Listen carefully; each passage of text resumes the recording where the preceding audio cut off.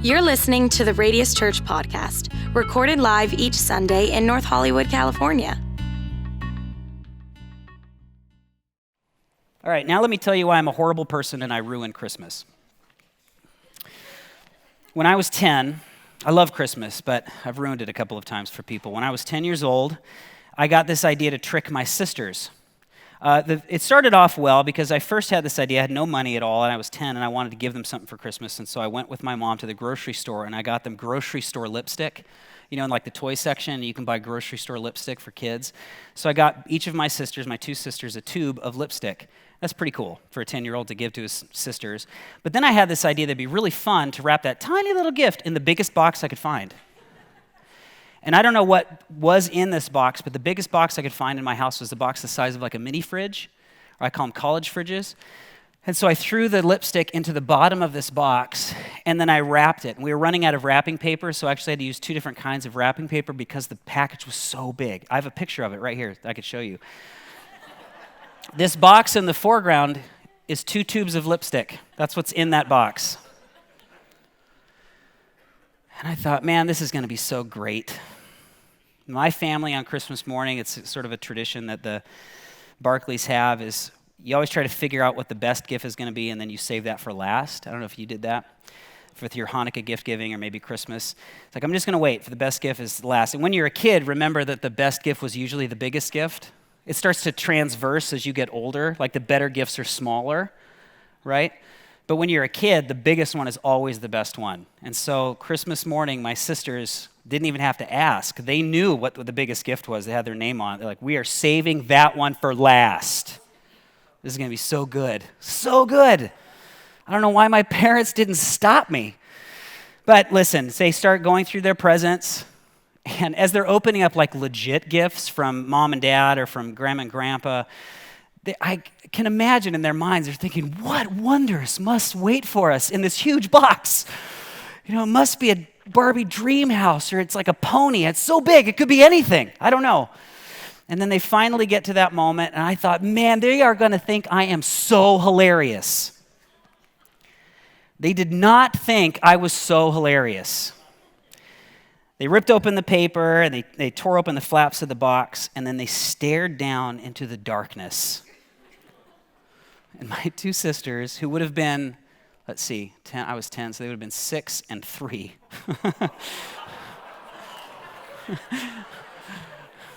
You were thinking I was like the youngest, and these like teenagers, like, I'll get over it.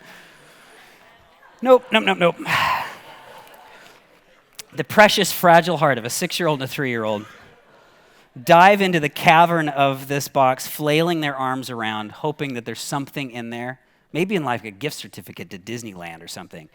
And they get down and, their little fingers finally touch the little tubes of lipstick, and they discovered how horrible of a person I must be. And we've not spoken since, actually. My parents glared at me. Man, unforgettable though. Wow. Whew. Making memories, Christmas memories. All is merry and bright.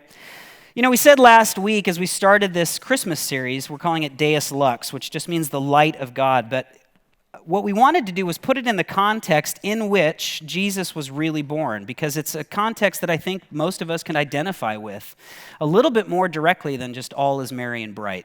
And I hope that this season has a lot of merry and bright for you and a lot of great memories. But we wanted to make sure that people who right now might feel like they're kind of suffering through darkness also know that they are welcome to this stable and they're welcome to the magic, as it were, of Christmas. Because for some of us, it doesn't feel all that bright right now. We're looking down into this box or this present or this idea or this celebration that is supposed to give us so much, and we're flailing around in the dark hoping that there's something that we most desperately need in it, and we're coming up short. Wondering if all of this might be fun for a time, and all the Christmas carols, once those are now done, and we're into January and February again, if the whole thing was just some big joke. Our real lives, or maybe it's not you right now, but it's people that you know, it's people in your family, it's people that you go to school with, it's your neighbors, might be suffering through darkness right now. It might be pretty dark in a season where it's supposed to be merry and bright. So where's the light of God and all that? You know, the darkness for us is when we feel like the light of something that we need is not available to us, or the light of someone that we need is not available to us. You know, for some of us, it might be the The darkness that's felt when the light has gone out with losing someone that we love. Or maybe it is when we lose that part or that job to somebody else. Or maybe we just experience darkness when we lose a sense of direction and purpose. You thought you had it for a while. You thought you knew what your life was headed towards. Maybe because of rejection or just because of disappointment, you're not so sure anymore why you're even on the planet. So what do you do in this darkness? Finding light in the middle of it would mean that we can find what we need most. We don't have to keep flailing our arms around hoping to find some hope. We need a nightlight. Finding light for this might mean that no matter how dark life feels sometimes, there is some glimmer of hope that God is going to show up any second now and solve the problem. He's finally going to get you what you've been praying for and longing for. And some of you, you're just giving up hope that that light is ever going to shine for you. You know, where was that light of God when my brother was dying this year? Where was that faithful God when I was faithful to my vows and I still got cheated? Where's this daily bread that Jesus told us to pray for the thousands of hungry people in our city? Why can't the Father of all just make me the mother of one? Today I want to talk about a time when it was even harder to believe that God would show up. Even harder than it might be for some of you to believe that there is a God who cares about you and wants to provide anything that you need. 700 years before Jesus, the nation of Israel had once been this stable community, one of the superpowers of the world in the Near East, and it had crumbled in every possible way. 700 years before Jesus, this once shining example of a community had become morally corrupt and militarily weak and financially unstable. And so as they were wrestling through the dark, like any of us, they were flailing their arms around trying to find anything for them. Any gift, any direction, any purpose, any hope. They'd try anything. In the middle of that time and in the middle of that community, there was a man named Isaiah. And they called Isaiah a prophet. Now, for us, we might think that a prophet is somebody who can forecast the future, who's sort of a fortune teller. And certainly Isaiah seemed to have a sense of where history was going to go and what God might do in the years ahead. But more importantly, especially in Hebrew tradition, a prophet was actually somebody who more often wasn't talking about the future, but was bringing up the inconvenient truth for the present. Hey guys, we're off the mark here. And I know this might be painful, but I need to remind us what's best. Hey, I know that you're wanting to live your life in this direction, but I'm telling you, you're headed for danger or you're headed for disappointment. I know you don't want to hear this right now, but this is what's true and this is what is best. That's a prophet. And many people wouldn't want to trust that prophet. Many people wouldn't want to pay attention to that prophet, but a prophet is still going to speak. Hey, we're headed for danger. Hey, you're headed into chaos and into the wilderness. I want to call you back. And it's in that moment where this community was feeling darkness, deep, deep darkness, that Isaiah speaks. We actually still have some of his words available to us today. It's pretty cool. Isaiah chapter 8, in the middle of this darkness, he says, when someone tells you to consult mediums and spiritists, just because you're in the dark, who whisper and mutter and have all their rituals and their incantations, should not a people inquire of their God? Why consult the dead on behalf of the living? You have a life to live. Why are you paying attention to the ghosts of the past? In Isaiah's time, similar to ours, most people in the world believed, as many believe today, that there is some invisible something. There's something unexplained out there. And what most people believed then, like a lot of people believe now, is that you have to keep that invisible world happy because what you don't see could hurt you if it's disappointed with you or doesn't like how you've been behaving. You have to keep that invisible world happy. And if God doesn't seem to be working, if he's not happy with us and we're suffering, then maybe we'll dabble in a few other things of this unseen world. And this just reminds me that every time it feels dark, you know what it's like when it feels really, really dark? You will try anything to find a little bit of light. It's like when you go to the truck stop bathrooms and it's dark. First, you're hoping that they've got one of those motion lights, so you do this in the bathroom. Anybody know what I'm talking about? Because you're like, please, Lord, let me not have to touch anything in here. And then when that doesn't work, you're like, all right, I'm going to go by the door and see if I can find that light switch. I'm going to have to touch something, but at least it'll be a light switch. And then when you can't find that, you get the phone out. You've got your flashlight. How many people have ever gone to the bathroom with the flashlight on their phone? Yeah, come on, it's a safe place. We can be real here. It's okay. We'll try anything when it's in the dark and we cannot find the light. We'll vote for a bad leader, even if we think he or she is going to do some good because we feel like we're in the dark right now. We'll try another hookup even with someone that we know we're not going to spend forever with because I just want a little bit of light with how dark this loneliness feels right now. Maybe we'll try a little superstition. Whatever superstition seems to be popular. I think if I can just provide myself a little emotional light right now, maybe that'll help. I'll try anything. And what Isaiah is saying is you don't have to keep stumbling around to things that aren't real, don't have any heft to them. Stop stumbling around in the dark. He goes on to say in a few sentences in Isaiah chapter 9, the people walking in darkness have seen a great light, he says. On those living in the land of deep darkness, a light has dawned. And I want to get a little grammatical for a second. Isaiah is speaking in the present perfect tense. This is important because what he's saying here is that this is always true. No matter what generation you live in, no matter how dark it feels, what is always true is there is a light available to you. In fact, the darker it gets, the more obvious the light becomes. In the land of deep, deep darkness, a light has dawned. It's always there. It can always be found. Well, if that's true, then where is that light to overcome what you're afraid of right now? If that's true, where's your light to overcome the disappointments that you're carrying right now or that the people in your life are carrying? If that's true, where's the light that overcomes how dark life feels? And Isaiah said, it's not make-believe. It is real. It's as real as a baby. It seems to come out of nowhere, but a few sentences later, he goes into what was like a poem. It might have been a song. In Isaiah chapter 9, verse 6, he says, for to us, for all of time, a child is born. To us, a son is given. The government will be on his shoulders.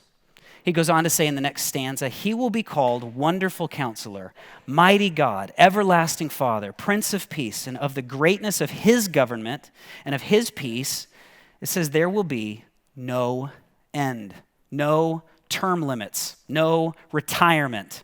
The vision he's going to give us for life, the peace that he can establish in our hearts and in our relationships doesn't have to end. I love that if God is going to show up to prove that he is real to us, that he showed up like a baby. Because there's nothing more tangible than a baby. I mean, God could have shown up, I suppose, as a fully formed adult. Have you ever thought about that? Like, Jesus could have just, popped up if he was God in the flesh, just like showed up like a guy from the neighboring community and then start teaching and start doing some things. And like, hey, there's more to you than just, you're not just some stranger. He could have done that, but he showed up as a baby.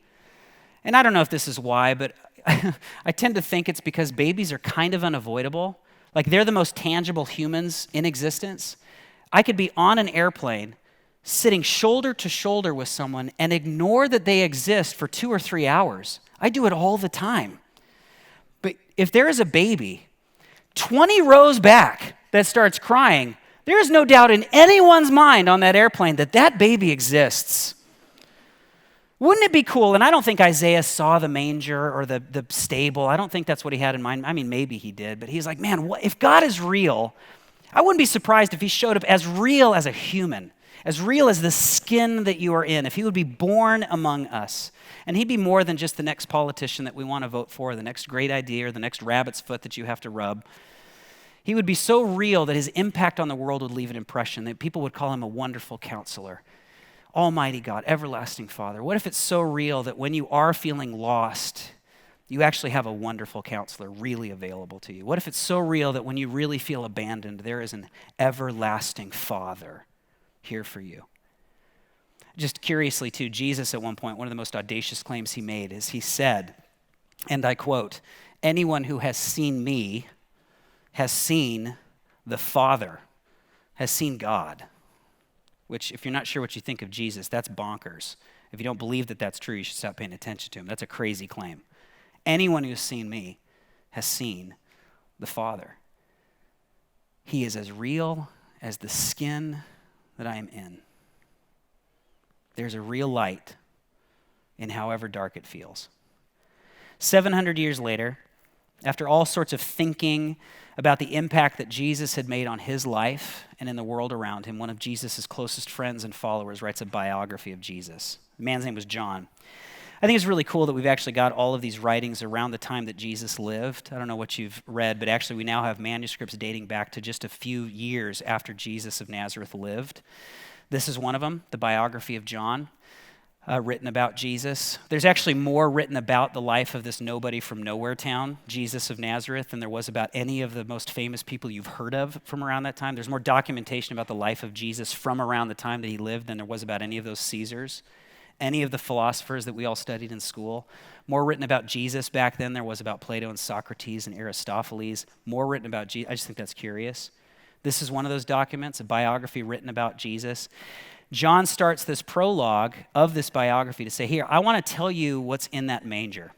I want to tell you what is packed into that little baby born in that feeding trough. He starts off the first sentence of his biography, goes like this. In the beginning was the Word already existed. The Word was with God, and the Word was God. Now, Word, the logos or logos, was a term that people of all sorts of backgrounds and traditions used to describe the highest possible power available. So if you think that's the universe or Mother Earth or the force, it's just everybody said the Word is that thing, okay? And John is saying whatever you imagine stands in that blank for you. The Word, the highest possible power, God, is packed into that little baby in a manger.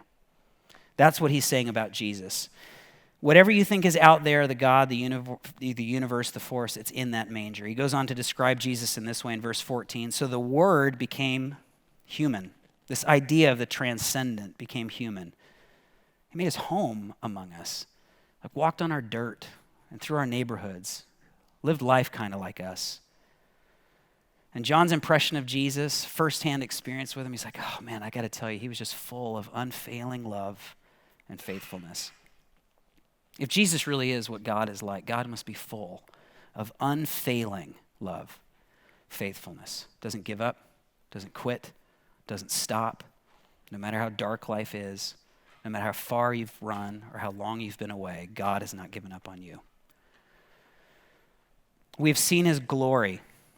I've seen how bright he can shine, John says. The glory of the Father's one and only Son. We've seen how bright he shines, which is a common metaphor that John would use to describe Jesus as a light, as something shining. Verse 5 is an example of this. He describes Jesus as a light that shines in the darkness. And no matter how deep the darkness is, I love this darkness can never extinguish this light. That's what's available to us. God is as real as that baby that was born. This light is as real as the darkness that you feel. And this light, different than any other lights that maybe have turned off or flickered on and off in times of great need or want in your life, this is one that does not have to go out on you. This one is not going to be extinguished. We've seen how bright he shines. It's fascinating to me that when you look at the writings of the earliest Jesus followers, they talk about the glory of Jesus a lot, the glorification of Jesus. But what's interesting is that when they talk about how glorious Jesus is, they are not talking about his birth. They're not talking about his teachings, as great and helpful as those are. They're not talking about his life example, as powerful and inspiring as that is. The earliest Jesus followers, when they talked about the glory of Jesus, do you know what they were describing? His crucifixion. That's what they called the glory of Jesus. John, when he said, we have seen his glory. We've seen how bright he shines. What John had in mind was the death of Jesus. It seems obscene now at Christmas to be reveling in something as tragic and bloody as a body hanging on a cross, but there was something about this particular death that for so many people, everyone who associated themselves with it, it just seemed to be blindingly brilliant for them. Something about this particular death. As if God not only would go so far as to take on our skin and our existence, but he would dive into the deepest caverns of what we can do to each other and how tragic life can be. And that's where he decided to shine. And when it's really, really dark, and we feel really, really alone, or really, really lost, really, really scared, isn't it helpful to know that you can find at least one light? A few years ago, my family went to Carlsbad Caverns in New Mexico. Anybody ever been there? It's awesome. It is caverns that were discovered decades ago, way deep down in beneath the surface. This is my youngest daughter who doesn't know how to use a headlamp. So we hiked down at one point into this chamber, This is us making our way down into the caverns. And we hook up with a tour that was going on. And if you ever go to Carlsbad Caverns or anything like it, I cannot recommend enough that you get a guided tour of these things where they can describe the nature, the makeup of the caverns themselves, but also the discoveries that are made there and the stories that are associated with them. There was this one powerful moment when the docent led us into this huge room that they call the Big Hall in Carlsbad Caverns. And she had us all sit down. My family, there's probably, 20 or 30 other people there. And then she cued that all of the lights that they've now wired into the caverns be turned off. Now again, we are hundreds of feet. I don't really even know how deep we were under the surface, where we parked the car, under the surface of the earth, so to speak. She cued all the lights to be turned off, and she warned us about what it might feel like, but nothing really could have prepared us for how dark it felt. I don't know if you've ever been in a place where there's really like no light is peeking at all, and it's a darkness that has like mass to it. Like you can feel the weight of it. And I remember, like I've almost felt it in my chest, like something was, like there was like it was pulling a few G's, like we were about to leave the atmosphere. It just felt like it was a darkness so heavy. And then I thought this was so brilliant. She just let us sit in it. As an adult, you're going to not scream and panic. You're going to get brave. I've got 2 little kids there, and you remember what I did to my sisters. I didn't want to ruin my daughter's lives too. But your senses go crazy. Your senses go crazy because they are not able to have the stimulus that they're used to operating from, to calibrate your life and calibrate how you walk through the world. That stuff's not available, at least not the sight ones for sure. And so you start to try to figure out who am I and where am I and what do I do next. And then after she lets us sit in this silence for a while, she just flips one little flashlight on. And no matter how big this room was, which could have fit probably thousands of people, this small little group of people, all of our eyes, of course, went to that little light, the tiniest little light in the middle of a darkness that seems so heavy for us, the smallest little bulb, the smallest little spark in the middle of all that dark. And now we had hope, as long as maybe she could keep that light on, maybe turn a few more on, that'd be great, that we were going to get out of here, that we could find our way out of the cavern. What Isaiah was telling people who were trapped in darkness and couldn't see a way out, couldn't see light, what Jesus came to prove is that God, for all people, for all of time, is that light that is available to us, that no matter how dark life gets, that light will not fail us, full of unfailing love and faithfulness. And load everything on his shoulders. The fears that you have about the government, that should be on his shoulders. The oppression of our world, load that on his shoulders. The abuse that you've suffered, load it on his shoulders. The loneliness and the despair, that's supposed to be on his shoulders. The hatred that we hate in the world, it's supposed to be on his shoulders. And in that darkness, he will be Almighty God for our weakness. He will be everlasting Father to our abandonment. He will be Prince of Peace to what keeps us in turmoil. That's a lot of expectation on one little light. No matter how dark this year has been for you or for the people in your life, no matter how dark the divorce has seemed, or no matter how dark your guilt feels, or no matter how dark your fear feels, or how dark your apathy feels, or your doubt feels, what Jesus has come to prove for us is that that is not all that there is. There is hope, still hope in the dark. In fact, maybe the reason that some of you, or some of the people that you love, feel like all of the lights are being turned out in your life today isn't so that God could crush you or scare you, but so that God could illuminate the light that you need most. And if there's at least one light left for you in the darkness of this world, how can you be so sure that that light won't go out too? The only way a light won't ever go out on us again is if the need has already been addressed, if the need for that particular light doesn't exist anymore.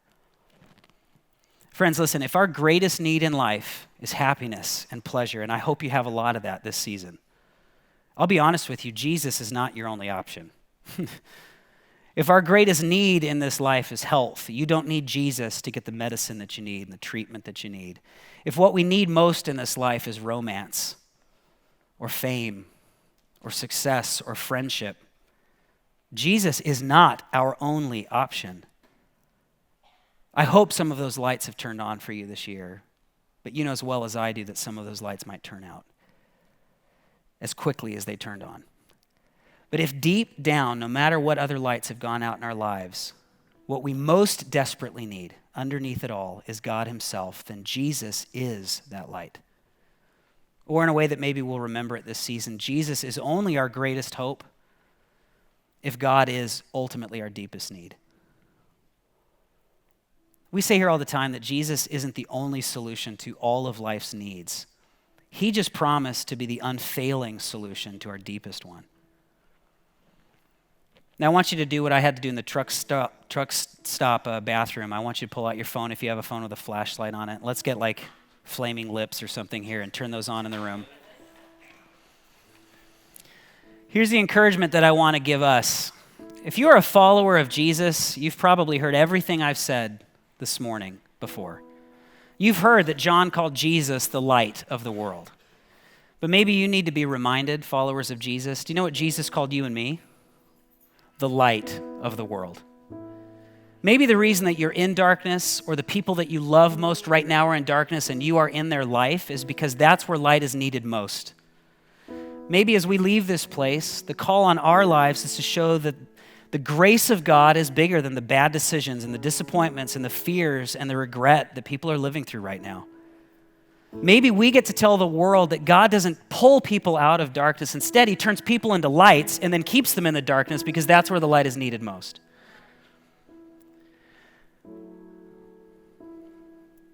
You know, if we could actually turn a few lights on here just because I want you to see yourself in this room.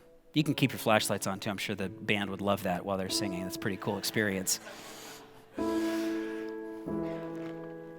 But you know, there's a moment, I just want to close up by acknowledging something that we probably all know because you're smart and you ask some really good questions.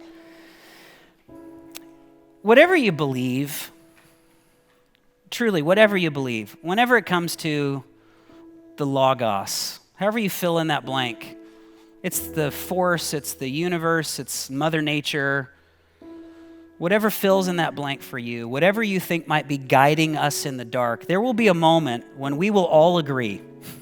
We will all see whatever one light is available to all of us. And that moment will come for all of us. That is the moment of perfect clarity. The moment when all other competing lights have gone out. The moment that we all take our last breath. There will come a moment for all of us, whatever is waiting for us, whether it's just oblivion, or it's heaven, or it's limbo, or it's consciousness, that will be the only light that we see because at that moment we will only see what ultimately is, and it does not matter what we prefer. That will be the moment when the only light available will be the only light shining. And there's either someone or something out there, or there's nothing. There could be absolutely nothing, but that is the moment when we don't get to choose what we want it to be. And if what is out there is ultimately your personal creator who handcrafted you with purpose and hope, wouldn't it make some sense that if he loves you with an unfailing love and faithfulness, that he would have made himself obvious at some point in history? He would have made it clear at some point in history that he's as real as the skin that you are in. That he would have made it obvious at some point in history that he would come all the way into your existence to meet you right where you are because he loves you that much. And if that's true, if that's what ultimately is, then how do you respond? How do you respond in the middle of however dark your life feels right now? How I've responded and how so many have responded is you give him your heart. What that means is you give him your trust because the lights are going to go out. And I want you to have something you can trust waiting for you.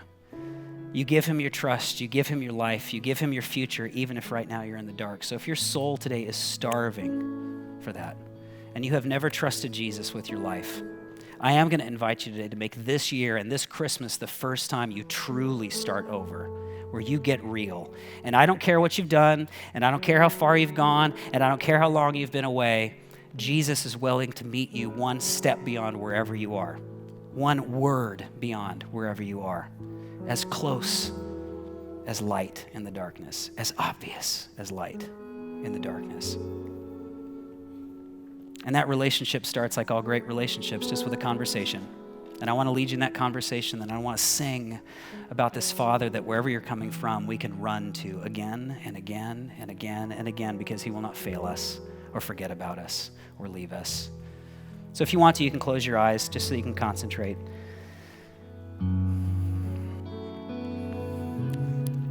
And if you're willing, you could say, listen, God, the thing that I want most deeply in my life, I can't seem to get on my own.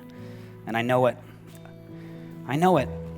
And so today I just give up trying. I give up trying to save myself and to lead myself, because I think there's more available than what I can get by myself. Because I just can't seem to outpace the darkness sometimes. So today, what I say, and I don't have all the answers, but I know you're real. And I know that Jesus, the most glorious you ever showed up to us so far, has been in the darkest moment of life. It was your crucifixion that proves to me that I have nothing left to pay off. It's your resurrection that proves I have nothing left to fear, that even death doesn't get to tell me what to do. And in your own words, in your own mind, and a voice that only God can hear, I just simply want you to say, if that's where you're at today, Jesus, save me from a life without you. Lead me to a life I can't have without you. That's it. Jesus, save me from a life without you. Lead me to a life I can't have without you.